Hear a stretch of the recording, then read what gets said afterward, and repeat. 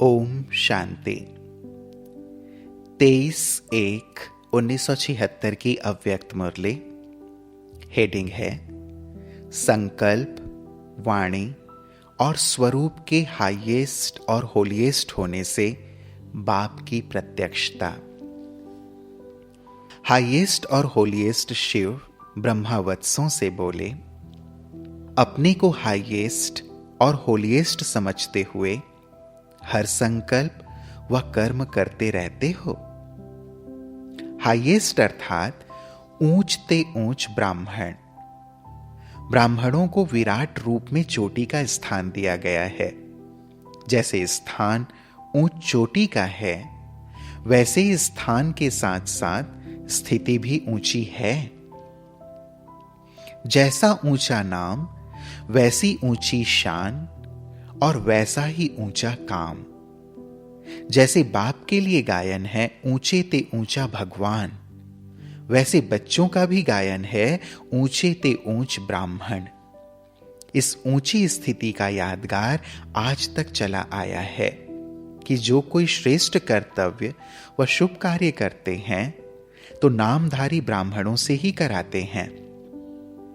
इस समय के श्रेष्ठ कर्म की यादगार अब भी चैतन्य सच्चे ब्राह्मण के रूप में देख और सुन रहे हो। श्रेष्ठ कर्म की महिमा व गायन भी सुन रहे हो। दूसरे तरफ स्वयं श्रेष्ठ पाठ बजा रहे हो। यादगार और प्रैक्टिकल दोनों साथ साथ देख रहे हो। यादगार द्वारा भी सिद्ध होता है कि कितने ऊंचे थे, अब हैं और फिर होंगे। जैसे ब्राह्मण ऊंचे हैं, वैसे ही ब्राह्मणों का समय भी सब युगों में से सर्वश्रेष्ठ युग अर्थात संगम युग का समय अर्थात अमृत वेला व ब्रह्म मुहूर्त का समय है।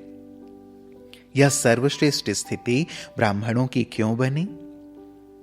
क्योंकि ब्राह्मण ही ऊंचे से ऊंचे अथवा श्रेष्ठ कर्तव्य में सहयोगी बनने का श्रेष्ठ भाग्य प्राप्त करते हैं। इतना अपना ऊंचा पाठ, श्रेष्ठ बाप, श्रेष्ठ स्थान और श्रेष्ठ शान स्मृति में रहते हैं। इतना श्रेष्ठ भाग्य सारे कल्प के अंदर फिर प्राप्त नहीं कर सकोगे। ऐसे हाईएस्ट और साथ साथ होलीएस्ट का यादगार अब तक भी सुनते हो।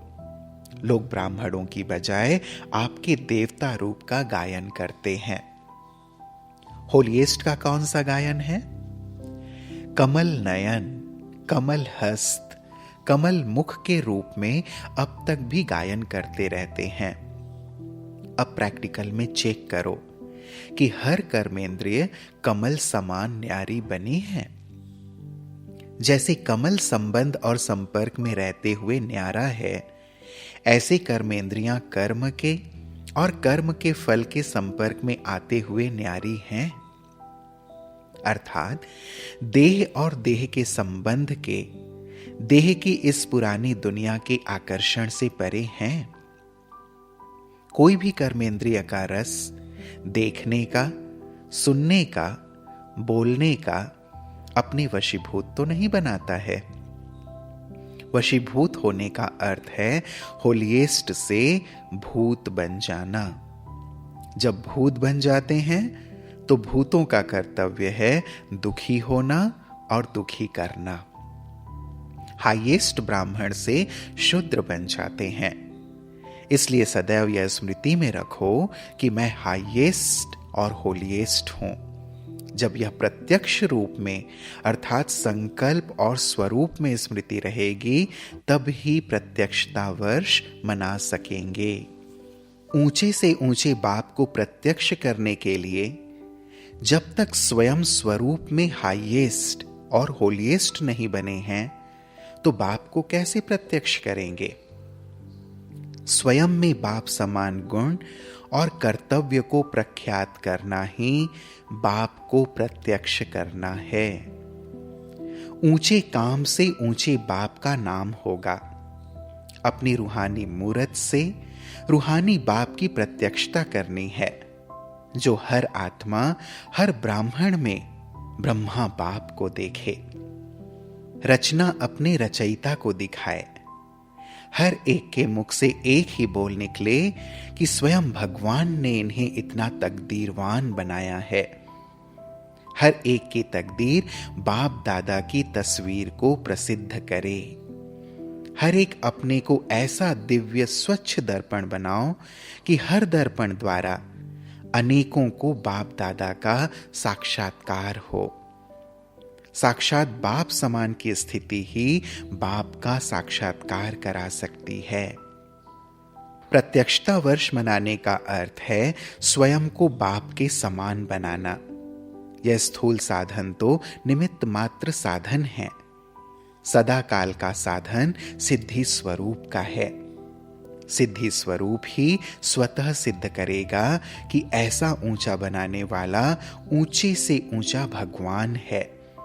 तो साधनों के साथ साथ सिद्धि स्वरूप को अपनाओ। संकल्प, वाणी और स्वरूप तीनों ही होलिएस्ट और हाईएस्ट हो। ऐसी स्टेज से ही बाप को प्रत्यक्ष कर सकोगे।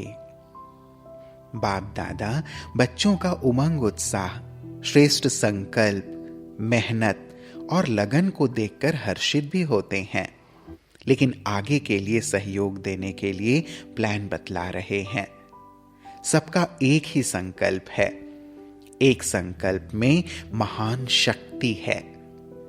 एक रस स्थिति में स्थित हो इस संकल्प को स्वरूप में लाओ। कल्प कल्प के विजय की तकदीर की तस्वीर का तो अब भी गायन है अथवा कायम है।